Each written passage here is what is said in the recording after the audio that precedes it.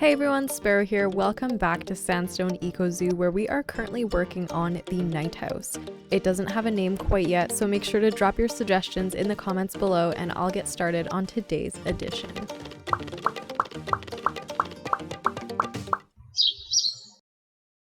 Continuing where we left off across the hall from the kiwi enclosure, I'm going to put those walls I put together last time to very good use. As you heard in the last video, I've been loving the Indonesian temple brick. You're going to see a lot of it in this night house, and I'm not sorry about it.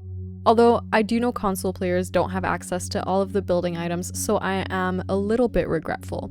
Either way, hello to all of our new subscribers if you're watching. There was an incredible amount of new people this past week, so thank you for tagging along on this Planet Zoo journey. To start off our wombat enclosure, I used the circle trick, which wasn't working properly because I was rotating within the group rather than the group itself, to create the viewing window into what will be a makeshift wombat burrow. Just a sleeping platform with something to entice them up there, a window into their world that people can stop at on their way in. Past that, the enclosure will be mostly these same walls minus the black plaster. I played around with this for quite some time before deciding on this style. Wasn't sure if I wanted the wombats completely enclosed like the kiwis, but I think having a more open viewing area provides some variety, which is always important. It does end up being a lot more open. I know a lot of night houses have pretty narrow hallways, or at least they seem narrow because of how dark it is. And really, you're never going to get perfect darkness in Planet Zoo because then you just straight up wouldn't be able to see anything, so it's okay if it's a little different. I did make a version of this rock wall with a glass piece so that kids especially could see into the wombat enclosure more easily. They're pretty low to the ground animals and known for burrowing, so I thought that was a nice touch to the barriers. The staff gate is going to go on the side here, accessible only by lock pad, so we don't really have to worry about people trying to get into it. Although I guess if they really wanted to pet a wombat, they could vault themselves into the enclosure over the barriers, so it's a good thing this zoo isn't in America. Once the enclosure was set up, I continued that same flooring from last time, but as you can see, it pops through the terrain on the inside of the wombat habitat as well. So I spent quite a bit of time very carefully prying up the terrain so that it could cover up the panels on the inside of the enclosure, but not pop through onto the outside. And somehow it managed to work this time around. Very rare that that happens in Planet Zoo. Now, this is going to be a combined indoor and outdoor habitat. After some consultation with a friend in the Gunter's Gaming Discord, which you should definitely join, that's where I hang out a lot of the time, Ozzy let me know that wombats are frequently kept in enclosures that provide night and daytime viewing. So that's what we're going to do for them here. Building a door into the wall and adding barriers all around, going to fill up some space in front of the building this way as well. Wanted to get the wombats in here because I don't think I've ever seen a wombat before, and I didn't know how big they were, so I needed them in here to figure out the traversable area of the store because I got lucky once last time, but there's no way that luck is going to last. Once that's sorted, I'll be adding some enrichment items. Because the staff door is on the inside of the building, the staff won't have access to the exterior enclosure, just the way Planet Zoo works. Which means that all of the food enrichment needs to be on the inside where they can reach it, and all of the toy enrichment can be on the outside. And then we won't get any annoying messages about staff not being able to reach items. I'll place a burrow both inside and outside, but we're also going to have that pretend burrow on this side of the enclosure. So that's where we're headed next. Lots of tropical and mossy rocks to make this work, plus a wooden sleeping platform. Just trying to create a nice, cozy space for the wombats. Not sure how often they're going to be in here, but they can reach it, so hopefully I can get a shot of them in here for you at the end cinematics. Really waffled about with this for an extended period of time. Sometimes you just hit a wall while building and nothing is working, but if you push through or take a break, it usually helps, so that's a pro tip right there. After the rock divide was complete, I surrounded the burrow with some rocks to build it into the terrain, make it seem a little more integrated, and then it was on to foliage. So wombats are listed as tolerating both temperate and grassland foliage in the Zoopedia, so I did a mix of the two. The indoor enclosure you'll notice is more green and temperate, while the outdoor enclosure is more grassy, mostly because that's what fits into the landscape of the zoo map itself. But it also provides an interesting view for guests, seeing the same animal in not only two different lightings, but also two different biomes.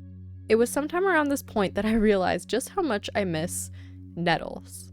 This is going to be a super random offside chat, but living in North America and having built True North Sanctuary in the taiga, I'm definitely a lot more comfortable with that foliage palette.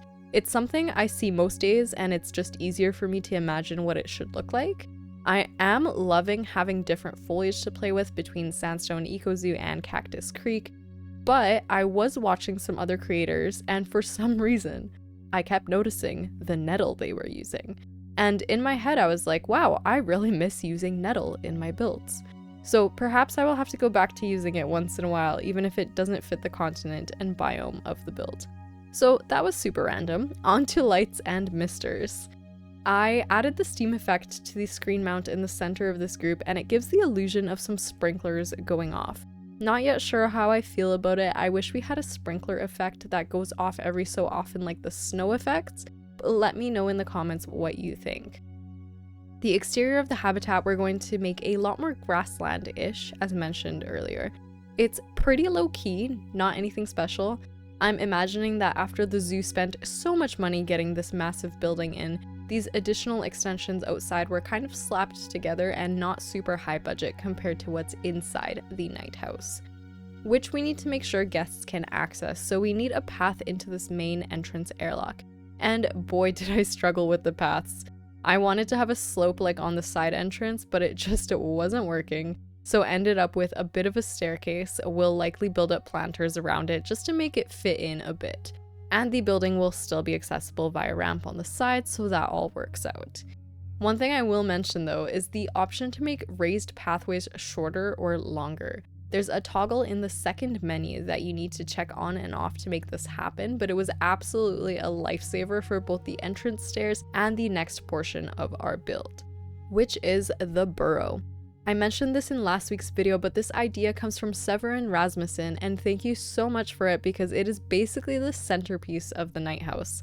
This underground room will feature a few TV screens displaying the various burrow cams around the night house, so the kiwi, wombat, and Tasmanian devil, which will be coming up in a future episode.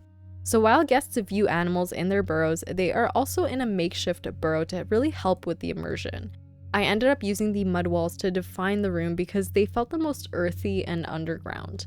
But the Indonesian temple panels will make up the planter around it, so it feels nice and overgrown with a large fake tree towering over it. And I'm so happy with how this tree turned out, even though the faux tree trunk is actually too tall for this space. I'll have to cover up the bit poking out of the roof with some roof decor in a later episode. But I covered it up with strangler fig roots to make it seem slightly more natural. Some of these roots will be hanging into the planters and maybe even into the underground room below. Recolored the faux tree to somewhat match the strangler figs, though it doesn't really matter because it's getting covered up by a variety of trailing plants and epiphytes, including basket ferns, staghorn ferns, cantia palms, and tetrastigma vines. Those last two are almost on par with nettles, but not quite yet. Perhaps we'll one day have the same love affair. The planters around the tree will feature more tropical plants. It'll probably be rather humid in here, and even with the darkness and occasional grow lights, the plants will be able to thrive. Or we can pretend they're fake plants and keep it at that. Finally, the ceiling. I have to thank Blob for this idea because I was mostly going to just use the red light mesh panels from the previous episode, but he suggested a dark navy ceiling with bulbs set into it at various levels to create a sort of starry sky. And that was an absolutely amazing idea, so that's exactly what I did. The navy ceiling will stretch across the entire night house, but only this taller portion will feature the starlights.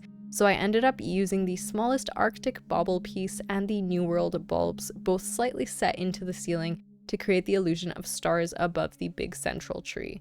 I absolutely love how it turned out. Here we are, halfway through the night house. The wombats are loving it, I'm loving it, and I hope you're loving it too. If you did, like this video, drop a comment, and hit the subscribe button plus notification bell, and I will see you next time. Bye.